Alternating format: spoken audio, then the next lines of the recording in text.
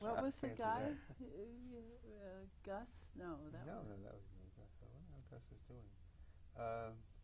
So good to welcome you. We're on the air now, so good to welcome you very much. And in the audience, a pleasure, personal pleasure, and a pleasure for yourself upcoming to have two guests of the program, both of whom are pioneers and real scholars and real intellectually evolved people concerned with improving the human condition.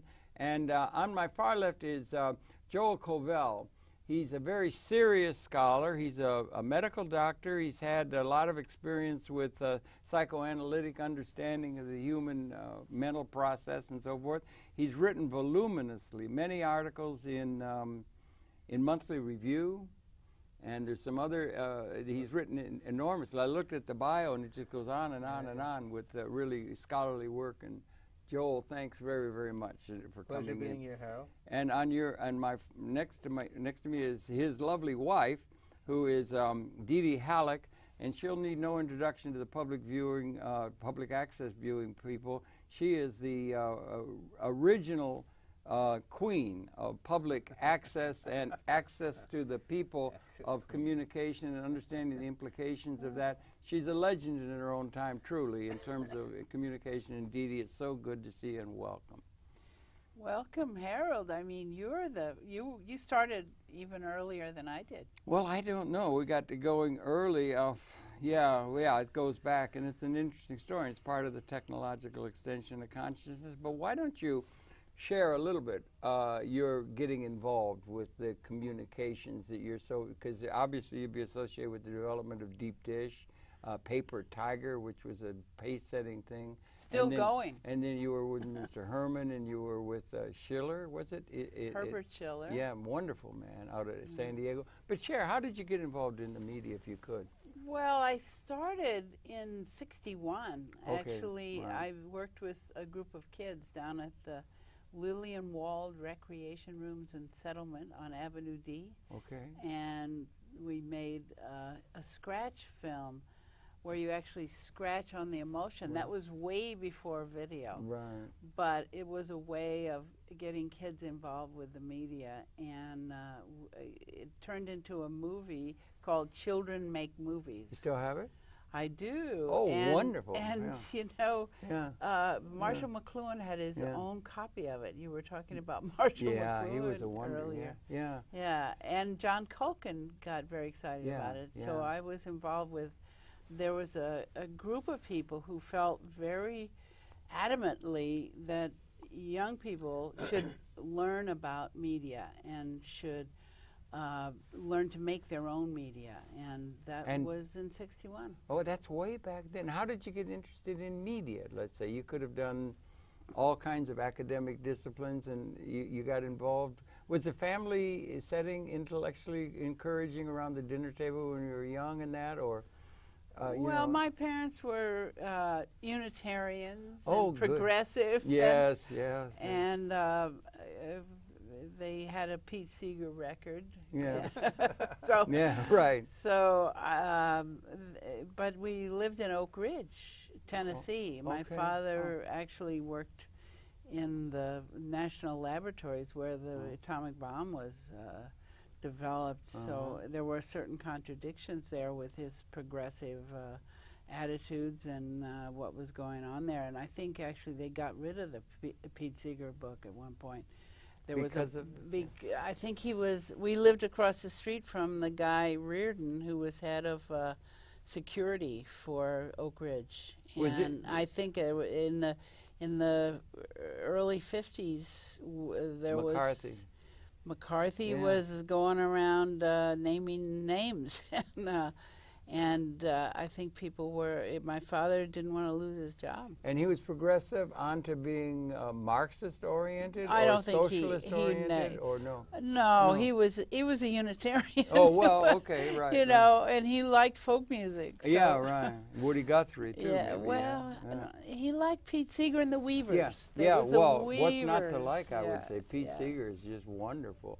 And you were encouraged intellectually. Well, you and know, so, I yeah. think that incident, I remember them getting Yeah. rid of that book. Yeah. And that incident made me feel that that was really important, that people have the freedom to sing what they want to sing and read what they want to read, and I think it was and then I got involved with Highlander. Highlander was a civil rights training camp kind of place, and we moved to Chattanooga, and it was in Montego, Tennessee. Are you coming up in close to the early 60s or something? Yeah, that was in the late 50s. You get involved in the early civil rights stuff down south and that? Were you one of the Freedom Riders? Miles Horton. I know. By the time I left, this was about, I got involved with trying to integrate some of the movie theaters. Good for actually. You. Yeah. And but way before the lunch counters. Yeah. But I went to workshops at Highlander where Miles Horton was and was the director, and Martin Luther King and Rosa Parks went to a workshop at Highlander before she sat in the back of the front of the bus.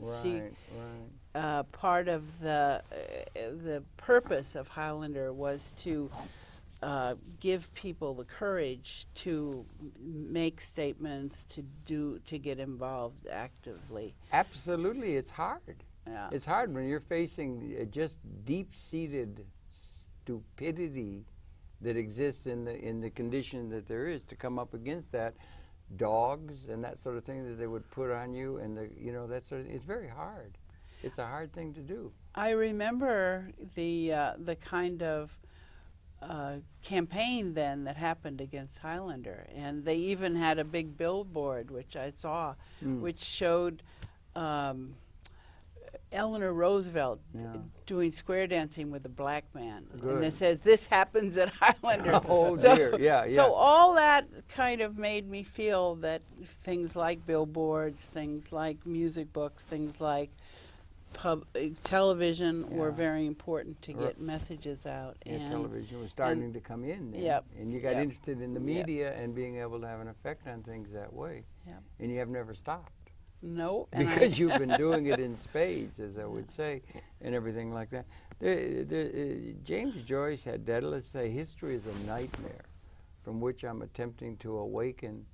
And when you think of the fugitive slave laws and the things that passed for the law of the land in historical pattern, we're making progress? Are we making, we addressed that, and there were people who said that will never be addressed in the South of the United States or in the United States, that racial issue will be. Do you understand? Are we making progress? Look at South Africa. Who would have ever thought South Africa would have changed? But, certain things are still the same or worse there. But we're hoping, and both Joel and I have been involved in protesting around the whole situation in Palestine. And, and so we're hoping that will change also, like what the kind of apartheid that took place in South Africa can also be applied to Israel. Yeah, that's an apple that could be laid there, and it's there, and it's very worrying because there's such an imbalance in terms of power. I mean, there's endless, on one side, endless Apache helicopters and endless support that can be brought right in on the docks in any kind of a way, so-called legitimate way of reading history that the power brokers would do. And on the other side, you can hardly get people that are trying, just as you and I talk, to come in with a few food supplies or something for the besieged people in Gaza. And so there's an imbalance of power, and that's an imbalance of power that exists throughout all the world. Certainly in the media, and that's why we have to keep public access alive and kicking, and support it, and we're right here in New York City. There's negotiations going on around the franchise. Sure. And one of the things that we're hoping that with this new administration, which is looking sometimes as bad as the old administration, isn't it? But we really need to push to see that the Federal Communications Commission takes notice about the so-called localism. They talk about localism, but what's more local than public access around the country? It's so exciting, and that's what we tried to do with Deep Dish. Is to gather material from different public access stations and independent producers, and sort of showcase it and prove that people could make cheap, important content-wise programming and creative. A lot of our the programs are funny and exciting and imaginative, and that those kinds of programs can be an inspiration for other people to get involved with public access. Yeah, public access is a wonderful thing, and that there's a wisdom among the people, that people who are in positions of leadership, I suppose the emperors of Rome felt there wasn't much need for them to pay attention to the serfs or the kings of that there's a wisdom there among the people. We call it democracy or something like that, that should be encouraged. And now we have the ability for the people to participate in a way, and we have these institutional structures that you've been very much instrumental in setting up since, I guess, about 1970, where the people are able to make television and distribute it, and the technologies there to support the ability of the people themselves to make television that they think is important, rather than just what the market or the leaders of the industry think will get a good market share so they can sell advertising or whatever rationale, right? Well, there's so many issues that don't get covered in the mainstream news. I mean, both very local and also international, like the situation in Palestine. Right, right. It's very encouraging to see the kinds of information that, like, Democracy Now! Has. Yeah, on she's wonderful. Today, yeah, she's programs, the different news about what was going on in Egypt in terms of letting this caravan get out to Gaza. There was nothing on on NBC or ABC or CNN, and thank God we have access to that other information. Yeah, we have Grit TV coming along with Laura Yes, Flanders. Laura, That's good, and there's more access and everything. And as we're beginning to connect, and you mentioned the satellite, which Free means Speech TV. Well, you had Free Speech TV. Yeah, that's good. And also, and you had the Deep Dish Network, which was taking account of the fact that we had the geosynchronous satellite that we could interconnect as a whole network, so that we can have alternative programming other than. Remember, it used to all be 2 channels that could be getting over the air in the early 50s, and everybody watched Cronkite because there was not the ability to have a wide variety. Right. Now we have an ability to have a really outreach, and then with the computer, it's getting even more widespread. Are you optimistic in the trend of the technology to make television production or multimedia production or communications available to greater numbers of people because of the technological developments that have come since first it got started? Well, I think it's very important that we diversify that. Actually, I was involved with a group called Transmission, which you can see. It's at transmission.tv, www.transmission.tv. And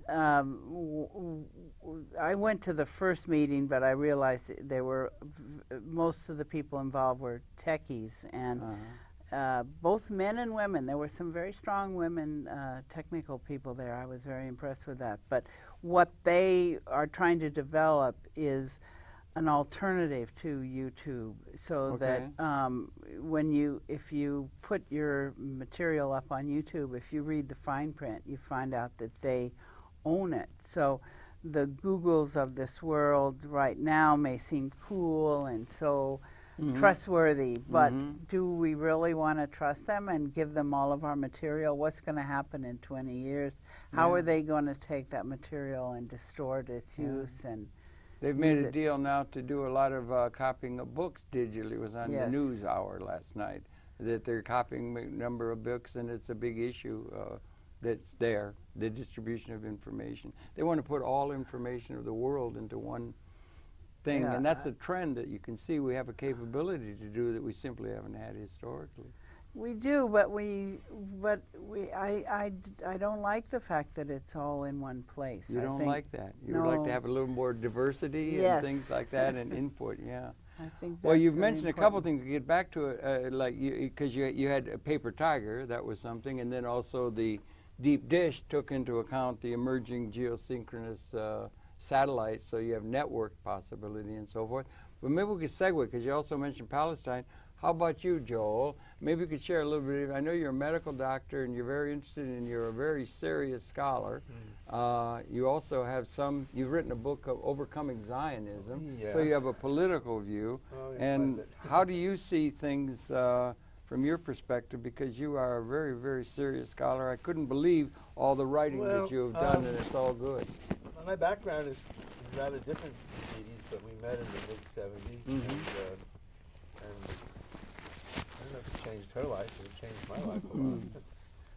She gave me sort of permission to become more who I was becoming anyhow, and but I came from a pretty conservative background. Oh, really? Yeah, yeah. Like her father, my father was an extreme right-winger. Really? Oh, yeah. Oh, boy. Virtually a fascist, actually. No. Yeah, yeah. He loved General MacArthur. He loved General Franco. He loved Senator McCarthy. How about your mother? And she was a mixed-up liberal, but they divided a lot on the question of Israel. My father hated Israel. Okay. He hated Zionism, but not for the reasons that I hate Israel and Zionism. He thought it was because it involved Jews with divided loyalties. I mean, between the United States and Israel. Which, of course, it does. Yeah. That's a major issue, which we could spend a lot of time on. But and also because it was socialist. People thought Israel was a socialist development back in It was early, Ben Gurion. Well, it really wasn't. Wasn't really. Okay. Totally phony, but that's part of the mythology. Part of the narrative they were writing. They build these myths. Yeah, okay. But my mom loved Israel. Yeah. So they had a big division about that. And she was a member of Hadassah, and she bought trees and planted in my name and the name of my brother. Right. Bought Israeli bonds that had my name on them, and I learned years later that they took these Israeli bonds and they used to use them to build their nuclear weapons. So all of that gave me a big personal charge, and I could go into considerable detail about that. And you were political when you were young? No, I was political, but I certainly wasn't radical. I mean, I had certain radical tendencies. You did an MD. I was a physician, and got into psycho. But even when I was a physician and a psychiatrist, there was a radical side to me. For instance, I got involved with Wilhelm Reich and that kind of that extreme sort of left-wing. The orgone accumulator? Yeah. Did you ever sit in an orgone accumulator? I did. One of my You first did programs. I did one with Sidney Yeah. Greenfield, my best friend up in New Paltz. He had an orgone accumulator. Right. First program I did, I'm sitting. It was like a privy. You're sitting in there. How do you feel in there? Well, it's kind of heavy or something, you know. I felt hot and uncomfortable, frankly. Yeah. But anyhow, I mean, it's a long story. But the thing that really turned me radically was to be part of the Vietnam War effort. Yeah, right. Yeah. And I had to do 2 years of service as a psychiatrist.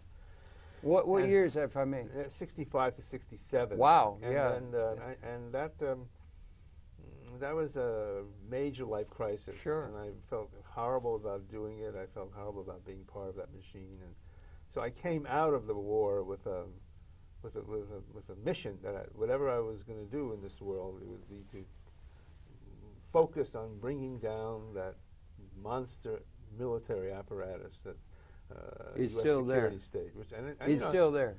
It's still there, and I still spend my time doing it, and it's the only way I know how to live, really. And I'm happy in doing that, and I don't have any illusions about how strong it is. But and in the course of it, I actually got very interested in the question of racism too. Yeah. In fact, that's how DeeDee and I met, because I wrote a book. My first book was about racism. Right. What was it? Called White Racism. That's right. Yeah, that's right.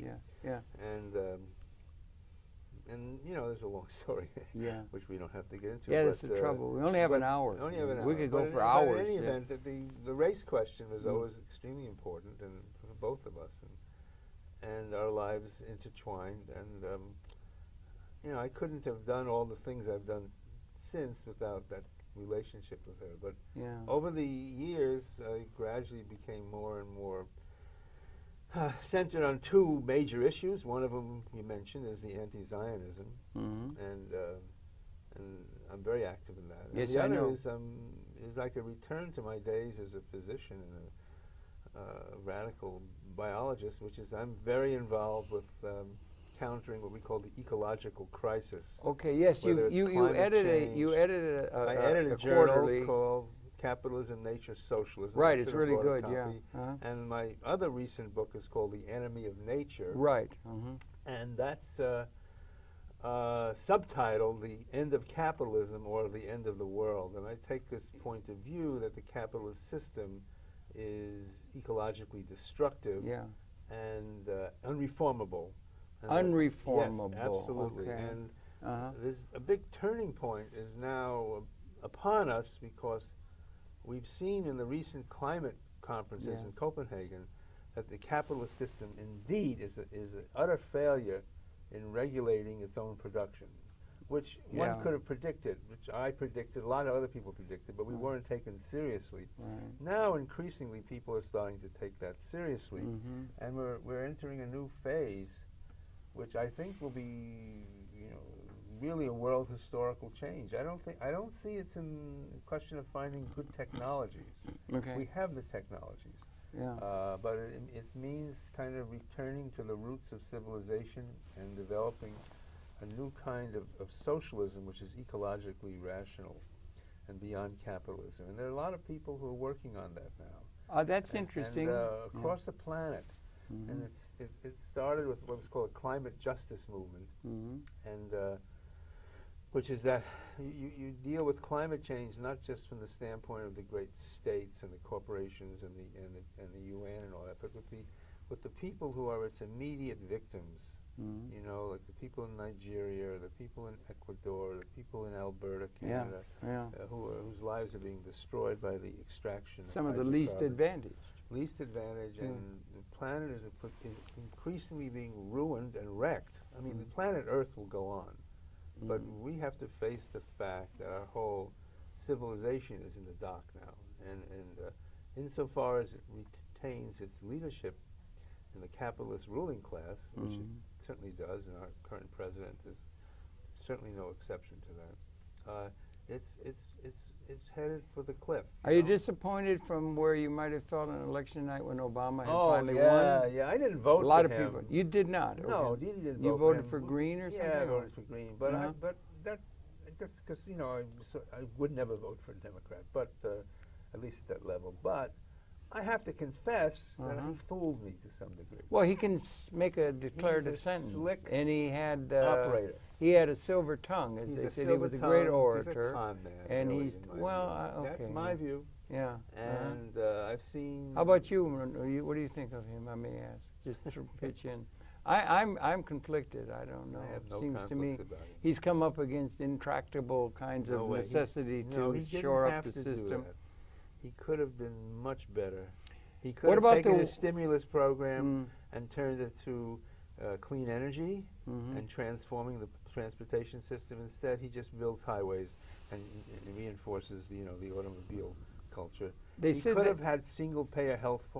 He could have. You think it was politically doable? It was. You think so? Okay, interesting. Courage. Even given like we were talking about the power of Israel compared to Palestine or something. Yeah. But the power of the established interests is so great to control the media, the advertising budgets, the money. They have all that extra power that they've accumulated, and he came up against the need to deal with that. That's and absolute nonsense. Remember 29 when Mr. Roosevelt came in, and he was lauded for having saved capitalism, and Mr.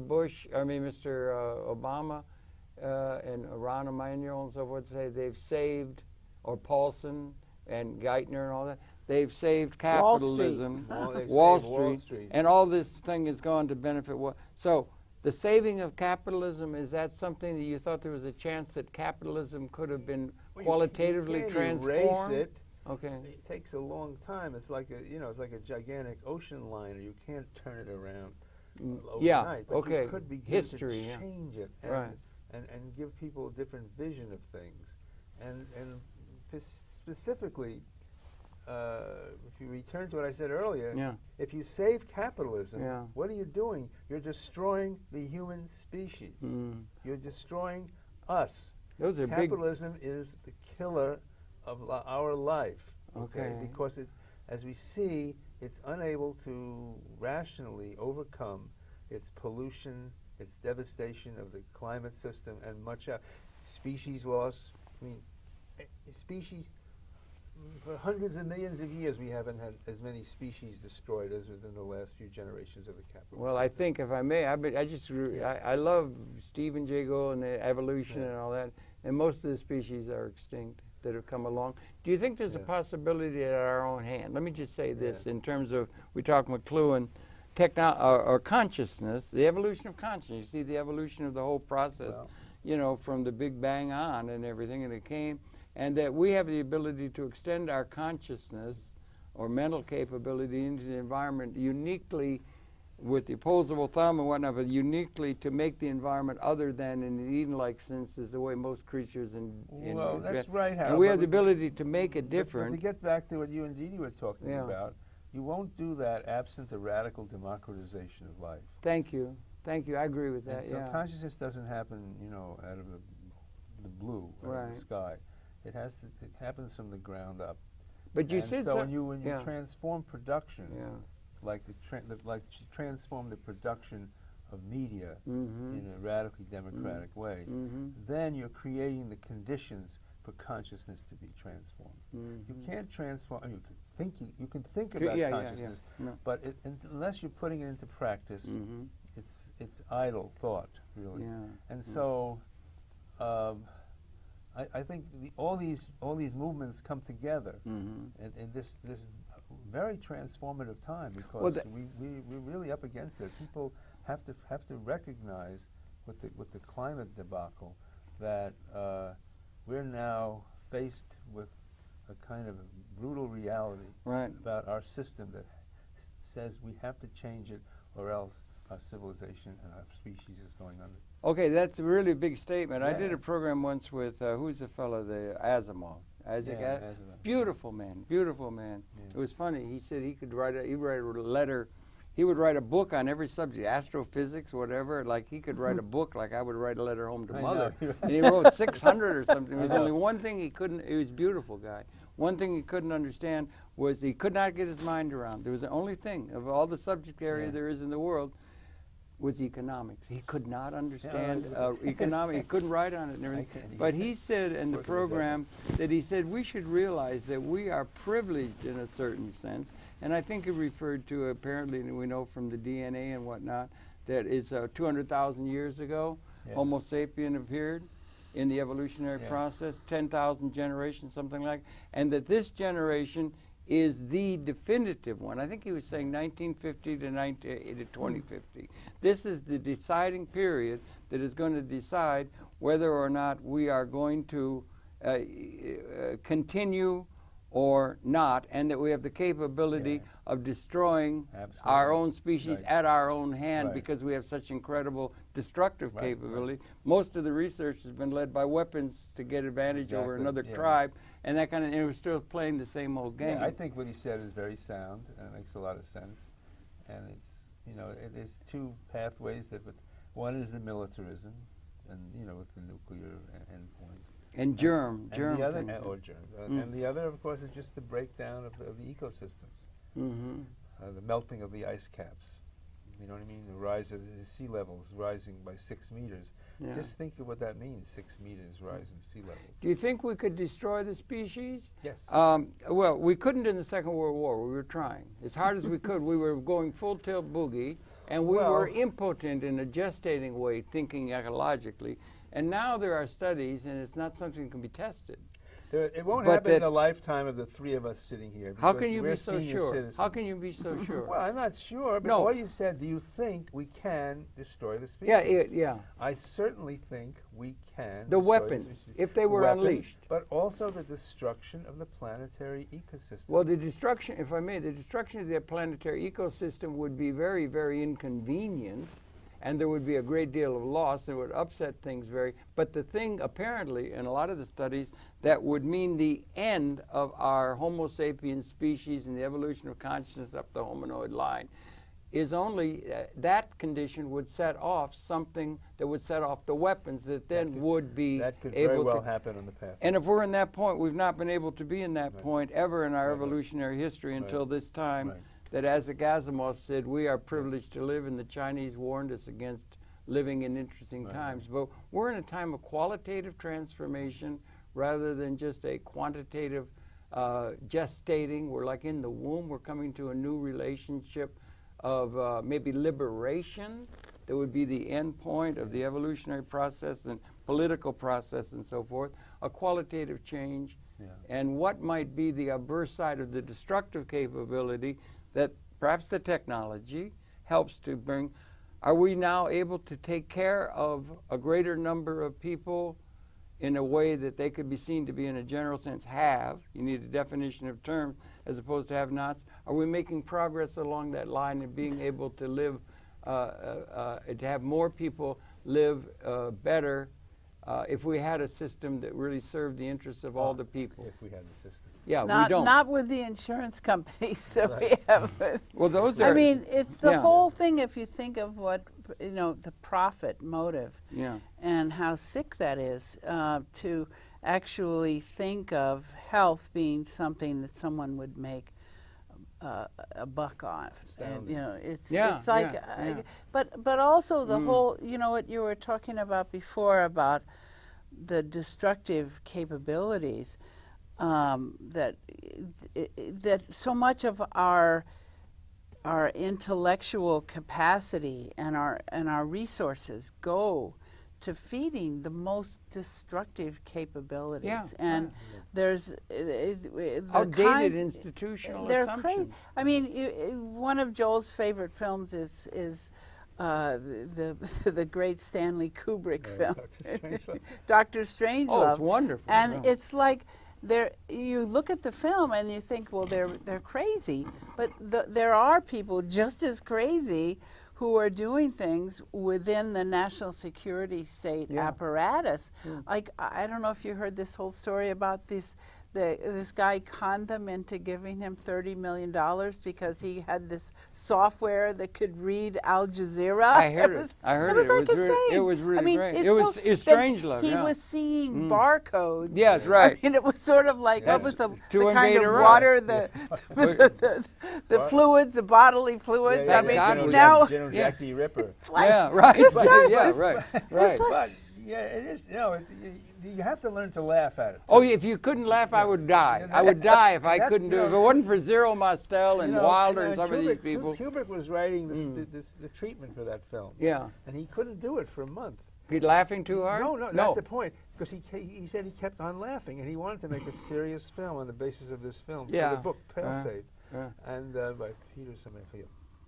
And he realized it was only because he was laughing that he could make that film. So he turned it into this comedy noir. Oh, it's just absolutely But I great. want to add something to that. Yes. Because that film is in fact a comic reenactment of the Cuban Missile Crisis. I remember 62, was it? Or 62? October 62. Scared out of my wits. And the people who Kennedy was facing was General Buck Turgidson and General Jack Ripper. Right. No, and that's Curtis LeMay. Yeah, Curtis LeMay. And Lyman Lemnitzer. And there's a remarkable book just came out by James Douglas called JFK and the Unspeakable. And the point of it, is totally convincing. These folks, I mean, Kubrick made that film which liberated me, I think a lot of people. Yeah, along with it enabled me to laugh at the system and gave me strength against it.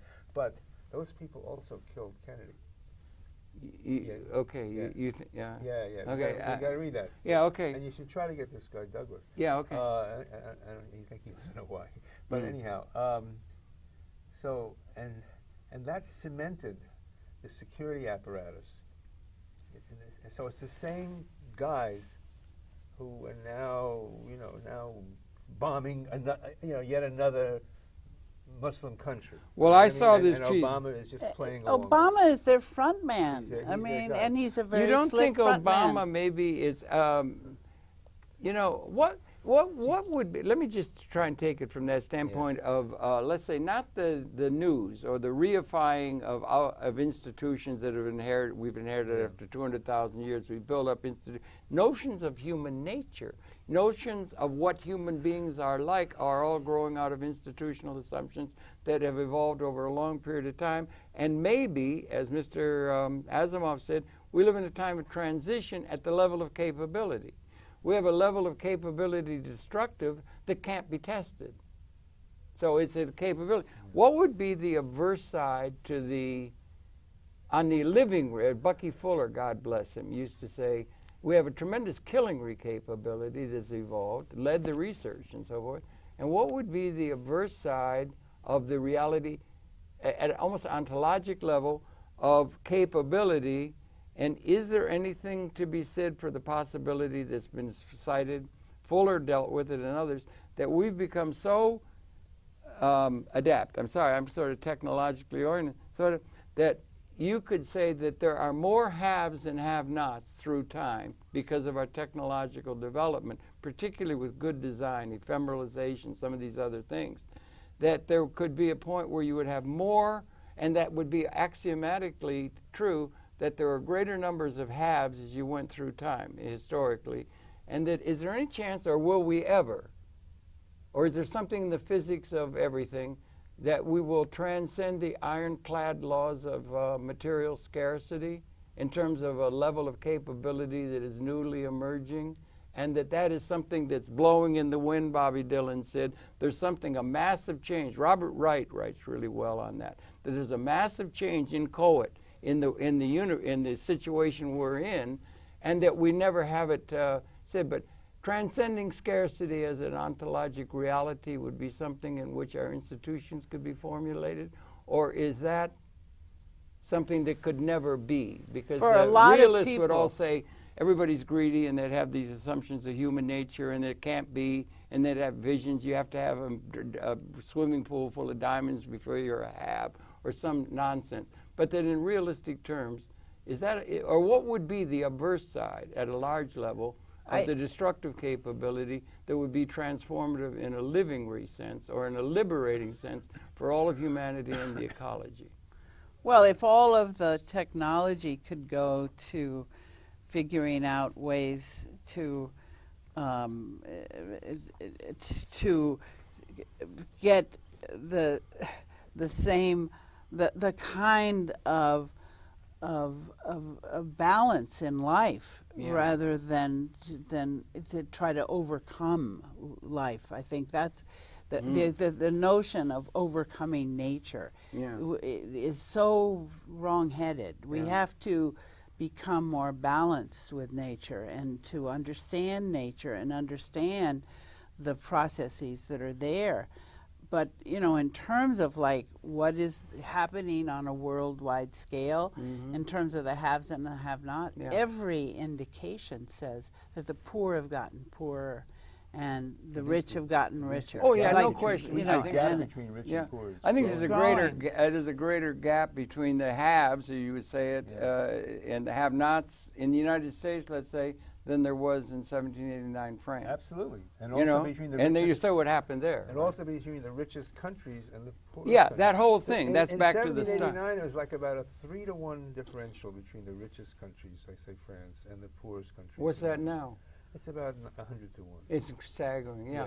And every time you measure it, that difference between rich country and poor country and within countries keeps growing. Or between the CEOs and the schleps. I mean, you know, there are little bumps in the road, so it's, it's not a smooth process, but it's inexorable. And the one thing I just want to add to that is that the capitalist system has many different features to it, but the dominant one, in my view, is a constant pressure to expand, constant pressure to grow and to accumulate capital at the cost of everything else. And that's kind of what DeeDee was saying. And that pressure inevitably destroys the possibilities of balance between humanity and nature. Okay? That's really interesting. You must deal with that in your journal. Yeah, that's a big and the book in Nature. And that's a principle. That is a principle that after I pass out of this world and others, we're going to have to deal with that, because that system is a cancer. It's like a cancer, and it is completely inimical to any kind of organic sense of relatedness, harmony, or fulfillment of the human potential. Yeah. And you can't insert a technological moment into that unless you take into account and transform that expansive pressure of capitalism, which is what appears as imperialism and militarism. You know, and the countries that are fighting amongst each other, and they will not share. As they always have done. Right, and some people say it's human nature, and that's no. Well, they will try to say that. But we can argue that point. I mean, I don't agree with it. Dee doesn't agree with it. I don't think you agree with it either. But that's maybe for another program. Yeah, no, but it's a reality. Did you ever know Stanley Diamond? Stanley, I know it, but I can't place. I can't place. Yeah. I can't place. He was an anthropologist who. Is that the thing about guns and germs or something? No, that's Jared Diamond. Jared Diamond. No relation. Yeah. Okay. Okay. Sorry. Yeah, that's a good book I've read. Yeah. Go. I'm sorry. No, Stanley. but the idea was to look at pre-capitalist societies, and you don't find the kind of sure, there are women are often repressed, and there's problems. We just saw a wonderful film, Mural, about the circumcision of women. It's amazing. Oh, it's by horrible. Ousmane Sembène. But great Senegalese filmmaker. But you see a society that a lot of primitive societies were so much more egalitarian. Well, perhaps it's hard to know. I think it's Oriental despotism, Wittfogel, when they got agriculture. But the thing, if I could, when you're talking about that, it seems to me, if I may, is that you're talking about the reality. When you're talking about potential, or you're talking about at an elevated state of understanding things, you're not talking about the reality.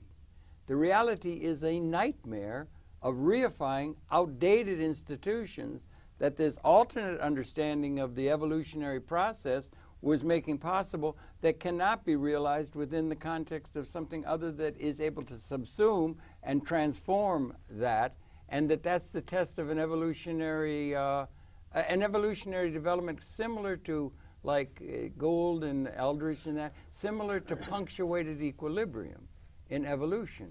In evolution, we have this wide variety, and you get quantitative change, and it's like being in the birth canal or something. If you think of evolution, that that is such a qualitative, totally transforming new condition that is inherent in the capability that can't be realized because we're all caught up in reifying outdated institutions and seeing everything in that outdated institutional structure and understanding, even onto human nature and so forth, won't allow it. And then that begins to be made into universal terms that maybe intellectuals should be providing an alternative, that we may be at a time of justice.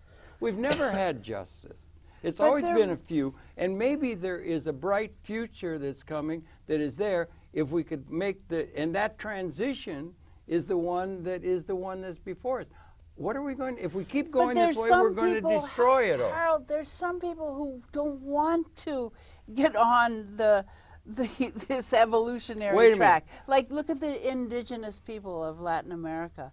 I mean, did my dissertation on the Aymara people in Bolivia. They're wonderful people. I'm happy for Evo Morales. I lived among them. I'm happy to see them. Thank God. Yeah. They're saying, I mean, the Kuna Indians of Panama. Panama. I lived among the Kuna. I did. They used to come down. They do not want, they don't want, they believe that the minerals and the oil should stay in the land. They don't believe in mining.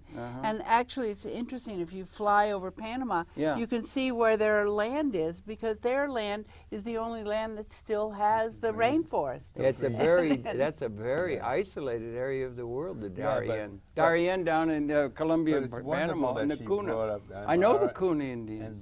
They live in the wild. And look what they've developed. Their beautiful creative essence of these molas. So their lives are concentrated around making more beautiful things. Yeah, Well, we And should have it so more people can be interested in making beautiful things rather than No, being no, the let- cookie cutter people within the Right, modern right. world. But let me Yeah. just add this part. Yes, sir. Because you mentioned Bolivia and hope. I lived there a year and a half, 2 right, years. okay, and that was like in the 70s or whatever? No, it was 63, 60. 67. Okay, fine. But, you know, in 67, when Che Guevara was killed there, Yeah, yeah. you know, they made that film about Che Guevara. Yeah, Che. And yeah. they all of, you know, the bourgeoisie, you know, nitpickers say, you see Che Guevara, he was a fool, he went, you know, he sacrificed himself needlessly. Soderbergh, who made that film about Che Guevara, could have really made a much better film if he just put at the very end Yeah. that 40 years after the death of Che Guevara, Yeah. Bolivia had a president, Evo Morales, who was an eco-socialist. And the Yeah. first time Right. in human history, There may be hope in the universe. yeah, that you got a president. But of course, After all. he's one of the first peoples. Yeah. And he's remained loyal to those They're groups. very. And he said, Yeah. the problem is the capitalist system. Well, the first okay. time. Yeah. Even Joseph Schumpeter said, who's the dean of entrepreneurialism, he was in conflict with Keynes and everything like that. So if you want And to be he's- hopeful, look, you can see. And, you know, Well, I think there's a hopeful. lot of that is arising, and Yeah. we have to learn to move with it and to cultivate it and internationalize and globalize it. Well, what We about have this to- idea? What's the adverse side? The question is it really the weapons are species? Because if you have climate change, it'll set off the. If 4 or 5, I see this thing on the New York Times where a guy in high position is saying they should, U.S. or Israel should send missiles and bomb Iran Yeah, because they yeah, could yeah, yeah, become. yeah. Now, what if 4 or 5 missiles went off from Israel? That's the same They got kind- 40. They could do it because they got this deep set. The Israel thing is really very dangerous That's the because they're ghost deep of set. General, you know, Jack D. Ripper. Yeah. I mean, But if they he did that, channeled. and then that gets set off, do you think it's possible that it would be the end of our species? Absolutely. No, it was not in the Second World War within No, our but, lifetime. There's been a change at that level. You have that What's Israel, the change it on does the? 400 nuclear warheads. Yes, but that's completely unregulated. Joel, I'm and talking they're at the willing level to of do that. capability, right? You're talking not the reality, not the news, They have not the the political. capability, and they could launch. They could send some of those to Russia, and then Russia will send them to us. Yeah, and then it would next Guns thing of you know, August, we're Barbara gone. Tuchman, and then and the thing Nuclear is, winter. We understand. well, that. we've had the ability to destroy the tribe in the other village and gain and steal their grain and make progress in realpolitik and all of that, all of human history, and we've had injustice. You've always had a few people, whether it's the emperors or the kings, and everybody's the serf wallowing around in the mud and everything like that. But we've had that. But now what I'm trying to say is Mr. Asimov saying this is a time of qualitative transformation of the whole system. And what would be equally significant existentially as the destructive capability where we could destroy the whole species. I don't think climate change would do it.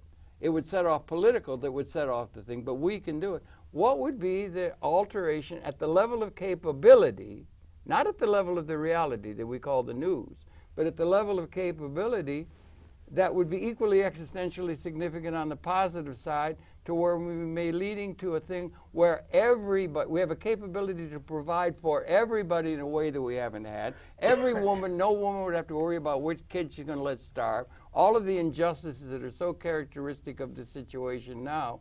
And the intellectual community, what would it be if there is such? Or is that just dreamy? Indie media. It's not true. Exactly. No, Or I would say, no, Joe, you said it earlier. I mean, it's a indie it's a media is more right than we might think because that's revalorization. indie media It's or to media connect to is like people. meta It's a to the reality. revalorization of the organic relatedness of humanity. Yeah, and nature. and the that's- ecology, the and whole that's world. Happening. You think And- it is? Yes, we were talking about it, Yeah. and it's happening in different parts of the world, and it's our responsibility because we live in the depths of the country that is the most destructive on the planet. Absolutely. I think it would only US be. with its You would have to- excrescence of Israel, the two of them together. Yeah, they're That's the joined country- at the That's hip. the intent that can set off the nuclear war. I don't think anything So could be. we have to fight Yeah, that. I don't think anything could. Nonviolently. It would have to involve at the level of species. It would have to involve the unleashing for some ungodly, Barbara Tuchman, irrational of the weapons of the United States of America, would seem to me. It would probably start with Israel. Yeah, it would, wouldn't it? Likely. But you can't even divide it, because there's the people in the Israel and the U.S. security apparatuses are totally interpenetrated with each other. Right. And so who knows who's wagging who's or the dog. Power brokers, or the power That brokers du jour of the could time. happen, but what will stop it from happening is massive uprising. Okay, massive uprising, media. And look what happened in Copenhagen. I mean, they couldn't really go on. Well, actually.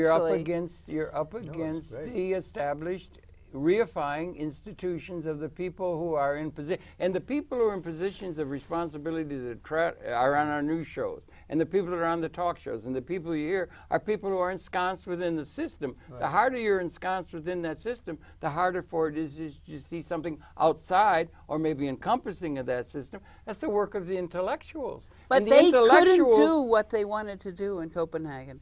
And the reason they didn't was because the smaller countries got together.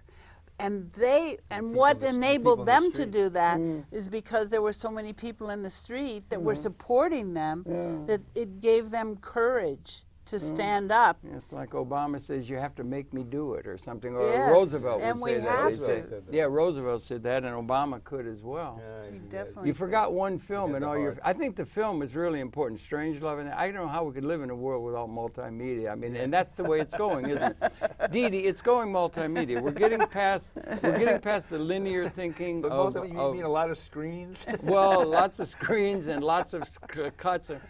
Bigger screens. 500 channels. Yes, 1,000 now. 1,000. You can. Well, now we're really. Wait a minute. The progress is distribution of programming is morphing to the cell phone. You're going to end up with 6. Oh, we're heading for 9. We're heading for 9 billion people, each with a cell phone, to be able to upload a movie, and we're going to have 9 billion, movie makers and that. But another movie you missed was The King of Hearts. Did you ever see The King of Hearts? Yeah, The King of Hearts goes along with that, because that's where you have the people who are the outweighted and the people who are in the lunatics. We just saw a great movie. What's that?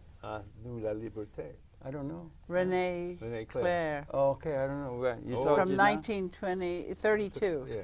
Filmmaking is important, right? Oh, Absolutely. And but we have to be very careful. You're talking about the cells and the messages, and we think of cell phones as talking to our friends. Yeah. But a wonderful scholar who's doing some work on this, and you should have her on your show, is Alice Arnold, who is studying how these new advertisers are incorporating the cell phones, so that the electronic signs that you see around Times Square, they're not painted on, they're changeable, and they're going to actually interact with your cell phone, so that when you walk up to these things, they can send you a message to look up at it, or they can count who's out there, and they know your profile because they know what you've logged into the Google and what you've searched for. They know everything. And they know everything. And they can send a message. Yeah. They can have the big sign in Times Square be directed directly to you. Ooh, or brave two, new world, they know that That's at like progress. 4 o'clock in the afternoon is when the kids get out of school, so then seriously, they can have the hip-hop kind of ads and they on. can program us like an They're impresario. doing that now, But Harold. seriously, They're Harold, doing but that you now. have to say here is that is also progress. Well, No, that's no, what no, I'm it trying to requires see the progress. subtlety I'm of trying the- to see a No, way no, out no, of you here. have to be very Yeah. careful Yeah. because, I mean, that's the mobilization of the most advanced technology Right. we have. Right. And it's in the service of accumulation, right? Well, of it is converting because human beings Yeah. into open receptacles for the consumption of commodities and into pacified, apolitical, ciphers who can make no resistance to the system. So, I mean, that's an old-fashioned a critique of progress, but I think we have to be faithful to it because it's no joke what those billboards are doing. Yeah. It's no joke. I mean, I go crazy because I see grandchildren you know, subsumed into these media games, and they're just drawn into it. And the fancy scholars say, "Oh, look at the resistance because they're learning." I don't know, what are they learning? Well, no, I don't know. You can learn. You can learn multisensorily. You know, we have a lot of critique of accumulation. We have expansion of capital. we have a lot of faith in linear process. We even call it rational. We even do call rational, but the thing is much larger than that, and we need. And one of the problems is in the universe is that there's not enough time. We've only had 13.7 billion years in this universe, but we're having so much time in here. Out of it. So we're running out of time for this program, and the Earth's running out of time. And I think the fault lies with the intellectual community. I think the intellectual community is being subsumed by assumptions of the news and the reifying institutions rather than thinking in big terms. Where are the big thinkers that are thinking about things? And I think they have to come up with an alternative that's going to be so comprehensively appropriate and liberating of the masses. We need to hear everybody's got to be liberated. They're not, I mean, a generalized liberation and the ecology, there's got to be some answers that can subsume the old system in such a way that it will be subsumed and transformed, but it has to be something they'll be able to go along with as well, because I don't think it's going to work dialectic in terms of overthrowing or something. The bad guys, and they are not the ones that you expect to be able to have a vision of what is needed for us to achieve punctuated, like a new relationship in the universe. It's like we're coming to the end of a period that is being existentially made presentation to us on the destructive side. I think we're also coming to a time maybe of a liberation. So we only have a couple of minutes left, and what I want to ask you, are you optimistic, pessimistic for the human prospect within the larger ecological context of the evolution of universal consciousness in this particular universe, in a possible world string theory tells us of parallel universes?